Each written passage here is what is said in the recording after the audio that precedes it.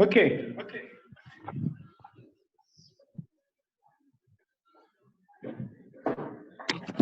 Okay, welcome back. There's an echo, right? I have to leave from my phone. Okay.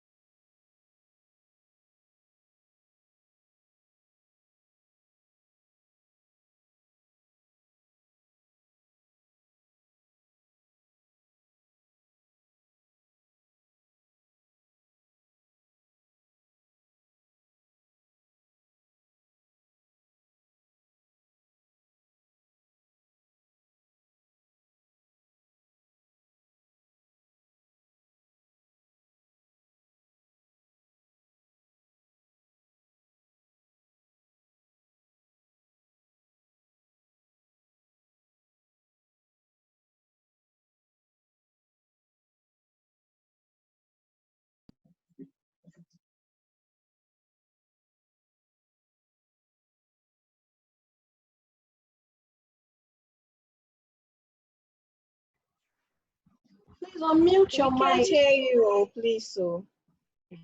Read one, we can't hear you. Thank you. Can you hear me now? Yes, sir. Thank you very much. I didn't figure that out. I've been talking to the air. You're welcome, sir. Okay, so I said we have previously discussed, I've explained that division by zero, zero division error, it wouldn't just happen by you dividing it straight away like I gave in this example. A lot of times your code or your program would have some parts where you're trying to divide two numbers that probably are taken from database or taken as input from the user, or maybe you're looping through some arbitrary list and you're trying to make divisions and all that. So that's the typical way you'd have situations where you're dividing and zero can occur. So if for any reason you're dividing in your program, you should try to explicitly handle zero division error, except you are absolutely sure that you cannot have zero as a divisor, or maybe the source of the numbers themselves cannot have zero. But even if you are sure, I'll still offer this word of advice if you don't want a code that's going to break. It is a good standard, it's a good practice to still, for precautionary sake, explicitly define the error handling for zero division error. So in this example, as we look through this range of 0 to 15, we'll create a divisor, which is going to be this 3 times whichever value our I is taken at the moment minus 3. So if you look at this, you cannot immediately figure if this program is going to at any point give a zero division error. I can bet everybody that you can't just look at this and tell me that at this number is going to give me zero division error. But it definitely can happen. Can anybody look at it and tell me the number where it's going to give a zero division error? 3. Okay, so we have somebody there. So if you look at this part of the code, you can see I minus 3. The point where this I is 3. So 3 minus 3 is going to give 0. 0 times 3 is going to give 0. And this divisor is going to be 0. So you're going to have a division by 0 error on this line. So let's run this and get a zero division error that we've been expecting. My runtime is still trying to connect.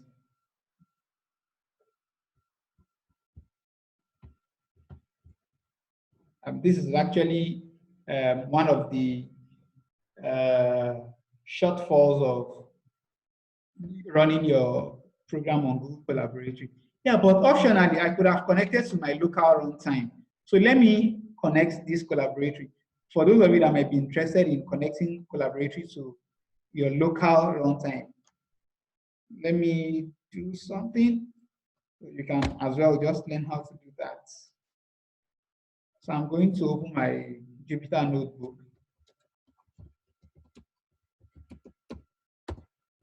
Once it opens, I'll connect this to the local runtime. So this is the part where I can connect to local. You can see it here, connect to local runtime.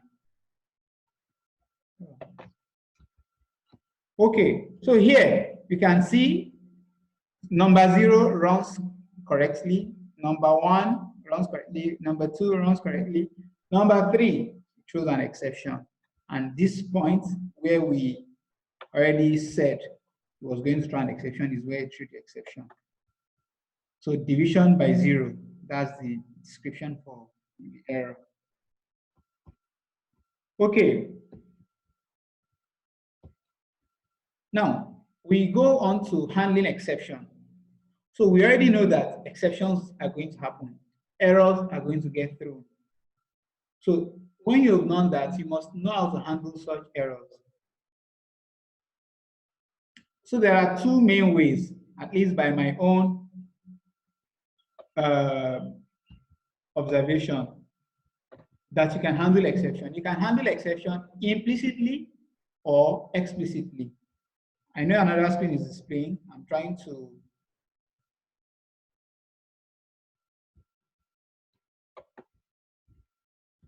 okay.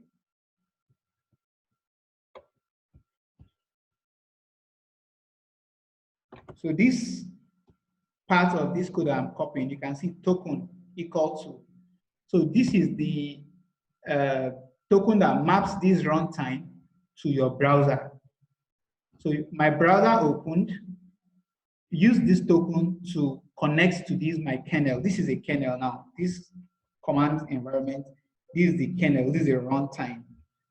So my browser opened and connected to this kernel. If it didn't open in my browser, I could simply copy this link entirely and paste in my browser, and it will still open. If I run this, it's still going to open my Jupyter notebook.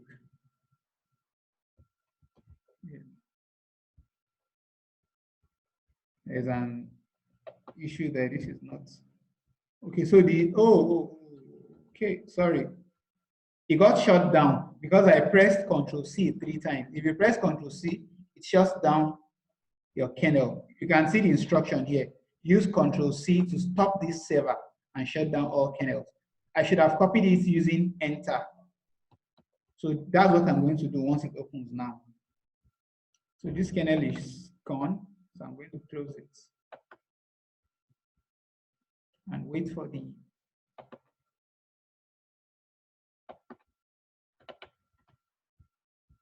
so when the new kernel opens, we'll go back to it. So now I said exceptions can be handled implicitly or explicitly. So implicitly is okay, you as a developer or as a programmer already know that this exception can happen. Just like in the case of the previously discussed example. In this situation, we already knew that, oh, when this thing is looping, this can happen around this place. 0 division error can happen. So instead of allowing it to throw up an exception, we can add a check that is going to check that this divisor is not 0 before it runs this. I mean, we already know how to use if to check, right? To check conditions are conditional. So your conditionals are going to be useful in such situation. Now, the other way to handle exception is explicit handling of the exception. So Python and indeed almost all programming languages provide a way of handling exceptions explicitly using try and except. At least that's what Python supports. In Python, you can use your try and except syntax to handle errors explicitly or exceptions explicitly. So now, here is an example of how to handle exceptions implicitly.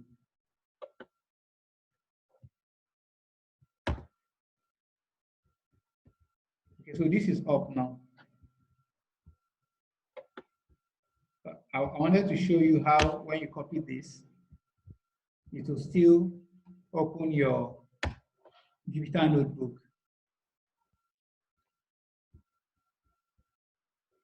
So yeah, it's coming up. So yeah, it's opened. It's just like the one Jupyter notebook opened itself. This is the one Jupyter notebook was opening before I copied mine. So I don't need this, so I'm closing them.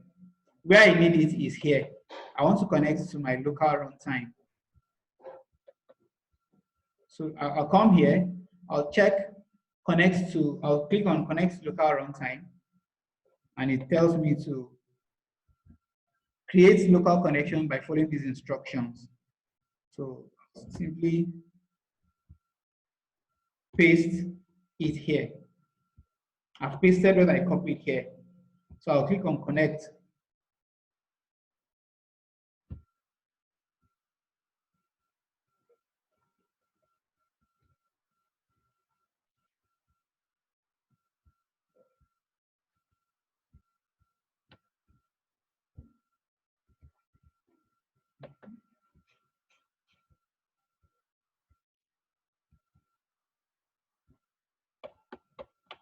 Well, it seems to be a challenge here. It's supposed to simply connect to it.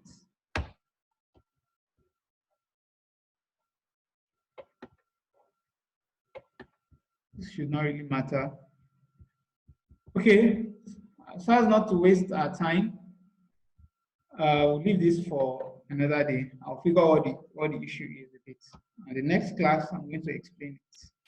Please, if I don't remember, somebody should please remind me. So here we're trying to implicitly handle the error from the previous example.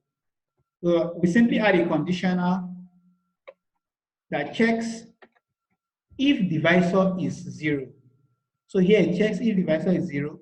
If it is 0, it simply does what? It uses this continue statement. Remember we discussed pass, break, and continue. And I said when you make use of continue, it keeps executing the other part of that loop. Just after that continue, it does not execute that loop, that particular iteration. It stops executing it and goes to the next iteration. So same thing is going to happen here. We're looping for I in this range. So when I is 3 and this becomes 0, this executes and it returns true. It comes into this if block, and this if block just tells it to continue. Continue meaning don't execute these last 2 lines or every other line after it. Continue to the next. So let's run it now and see it run successfully. So there it is. So let's add a print statement to at least see when such zero division errors occurred. Zero division error identified. So let's run it again. So we can see the points where it's identified zero division error, and it simply doesn't run that part of the code. So I want to add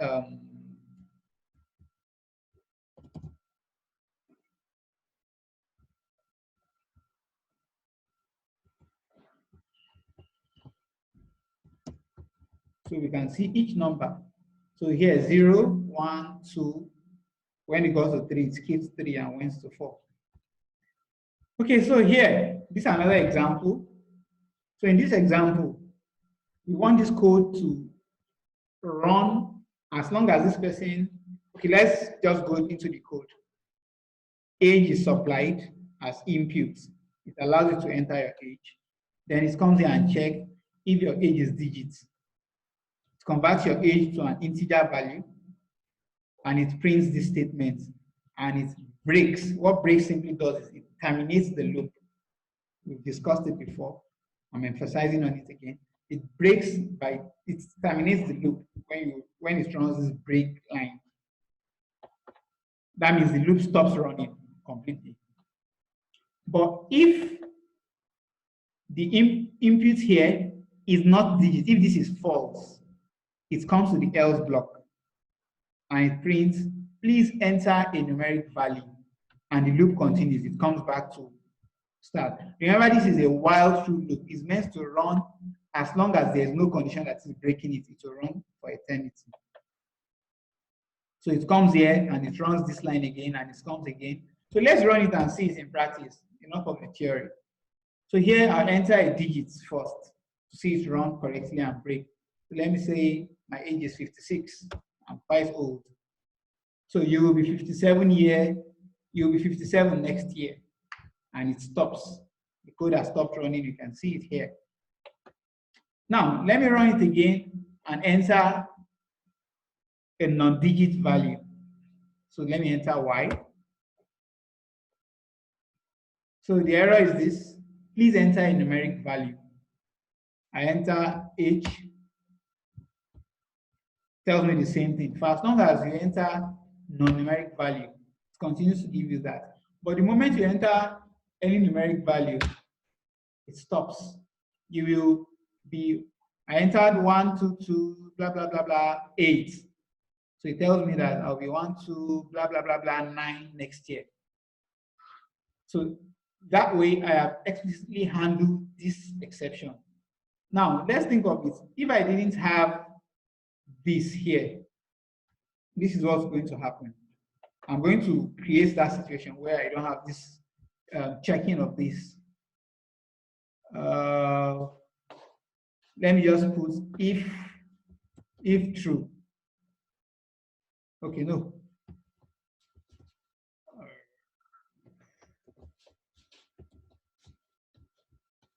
I'll simply comment this line out. Move this out, move this out. I don't want it to break, so I comment this out. Comment this out, I comment this out. So let me run this code now. Yeah. So here it tells me to enter my age, right? So if I enter 45, it's going to run fine and tell me to enter my age again. It tells me you will be 46 next year. But the moment I enter a non-digit value, shows an exception, value error, invalid literal for int with base 10. So this part of the code is trying to even convert it to integer first before coming to add here. So it cannot even convert hj to integer.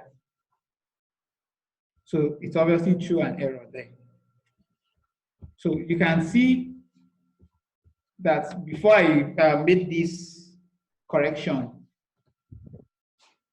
we're able to handle the exception. So I've returned it, I've restored it back to the original code we had, and it's going to run properly.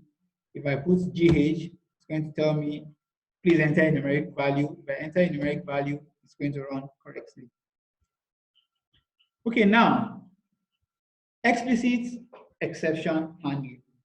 So explicit, using a try except to handle it. So what try except is doing is basically trying to catch the error. We call it error catcher as well.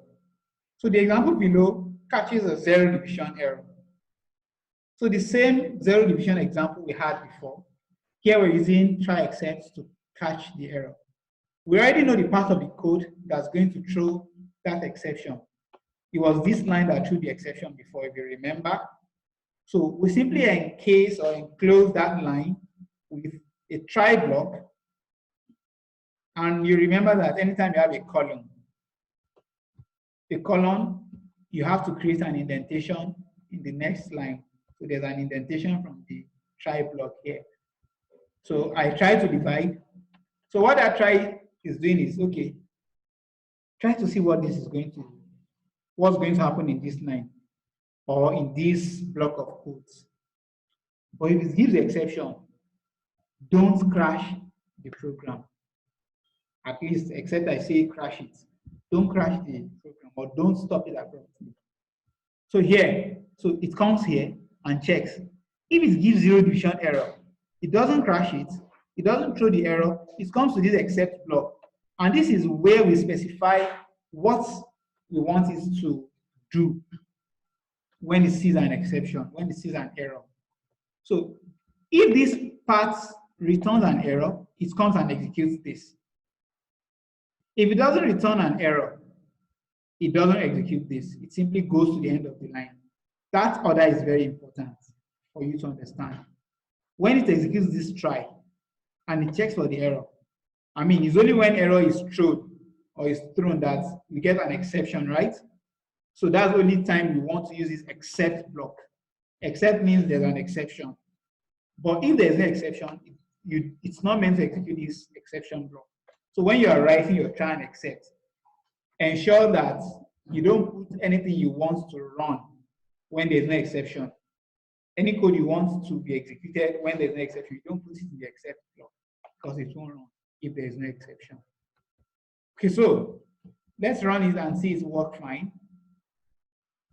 So here we have zero division error. When it finds zero division error, it should print this out. Print out the error and tell us that it has encountered it and tell us that it has been handled. So we have it here. Zero division error encountered, it has been handled. But I don't want this class to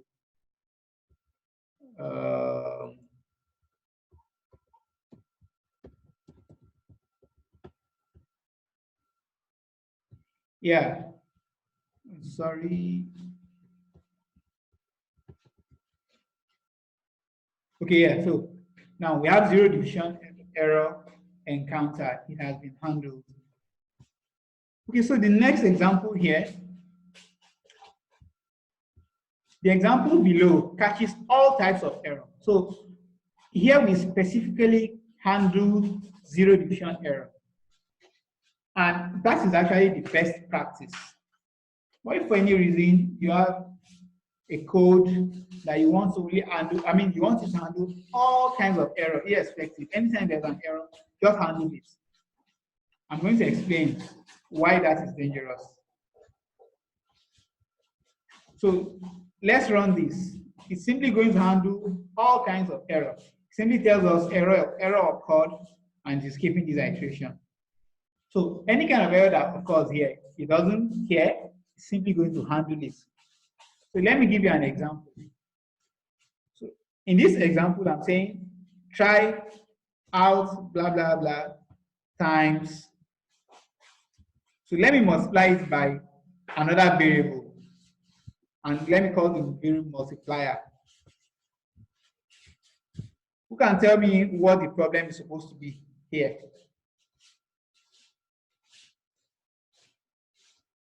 If I run this code. You have not defined multiplier as a variable. So I've not defined it, or I'm calling it. But let's see whether it's going to throw up an exception. It doesn't throw up an exception. It simply tells us error encountered. But here, we probably just want to handle the zero division error. You see the effect is created here. We don't have any good thing here. Everything is error encountered, error encountered, error encountered. That's really not good for your code.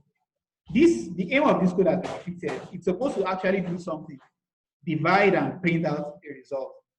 But because you're handling all kinds of exceptions, it doesn't do that. So let us now specify the error we want it to handle. So if you only want it to handle zero division error, so, oh, sorry. It is under the exception. Except when there is a zero division error, then handle it. Now, we'll see that, let me remove this part before I restore it back. This is ideally going to do what we want it to do. When it gets a zero division error, it skips the iteration and it works fine with the others. But let me now return this multiplier. We'll see that unlike the previous example where everything just got skipped, here it's actually going to drop an error when it gets multiplier error. I mean name error. Multiplier is not defined. We actually want this to happen because maybe the only thing we wanted to handle here was zero division error. But if there's any other error, let us know so that we can correct it. So now I explain it here. This is because if you use the generic except without specifying, like I did here, the type of error you want it to handle, it can hide bugs, errors in your code that can cause your program to malfunction. You'll agree with me that if this was supposed to do a useful thing before, it won't do it if you use this generic or the general error handling, exception handling syntax. It's simply going to skip everything. We don't want that. So as a rule of thumb, never use try and except without specifying the error type you want to handle. So that means you must know the error that your code can throw beforehand. Don't fret if you don't yet know the various kinds of error that can happen. The more time you spend practicing, the more you understand the various kinds of errors that can get thrown and how to, at least you know how to handle them. So it would have been nice if I can split this up so we can see the various instances I showed. So let me split it into a new cell.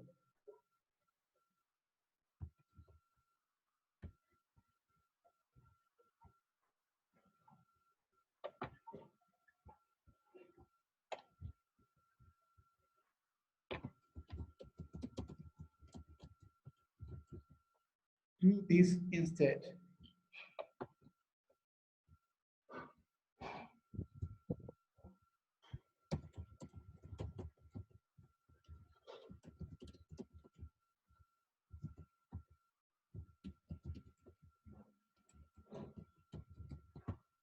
Okay, so this is another example and it simply does the same thing.